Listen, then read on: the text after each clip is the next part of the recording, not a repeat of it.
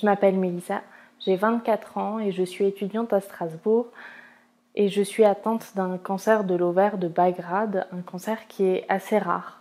J'ai été diagnostiquée en septembre 2017 suite à une hospitalisation en urgence. On a dû m'opérer assez rapidement parce que j'avais une grosse masse qui englobait mes ovaires. Quand ma famille est venue dans la chambre après que le médecin m'ait annoncé le cancer, la première chose qu'ils m'ont dit, c'est « Mélissa, ne t'inquiète pas, ça va aller.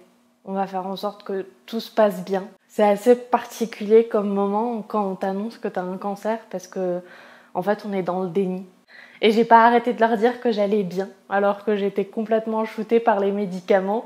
J'arrivais à peine à ouvrir un œil et je leur disais « je vais bien ». Par rapport à ma qualité de vie, il y a eu énormément de changements.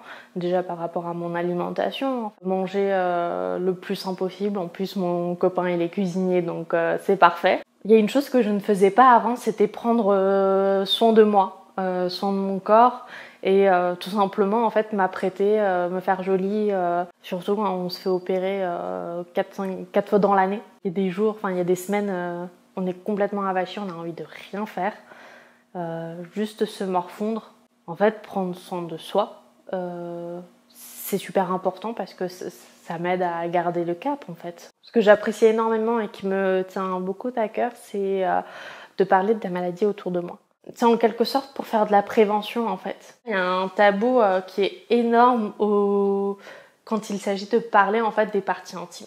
C'est vrai qu'il est important de faire la palpation au moins une fois par mois. Tout comme aller voir une gynéco une fois par an. Il y a beaucoup de femmes qui y vont pas en fait. Et j'en connais même qui ne sont jamais allées chez le gynéco alors qu'elles ont quasiment la trentaine. Si on a des douleurs, s'il y a quelque chose qui ne va pas dans son corps, il faut être attentif. En juin 2019, on m'a annoncé que je faisais une récidive. J'avais l'impression qu'avec cette récidive, je ne pourrais plus retrouver une vie professionnelle, ma vie d'étudiante. Sauf que la veille de la rentrée, j'ai décidé de me lancer et de reprendre mes études et ça m'a fait énormément de bien en fait. Je suis tellement absorbée par les cours, par tout ce que j'ai à faire que j'ai même plus le temps en fait de penser à la maladie. J'apprécie plus chaque instant de la vie parce que je sais que je suis malade, que tout peut déraper à n'importe quel moment et je profite de tout. Je profite du fait que je peux reprendre les études et ça me pousse à aller plus loin en fait. Ça me donne encore plus d'objectifs de me dire je vais peut-être devenir enseignante. C'est un moteur malheureux mais qui me pousse vers le positif.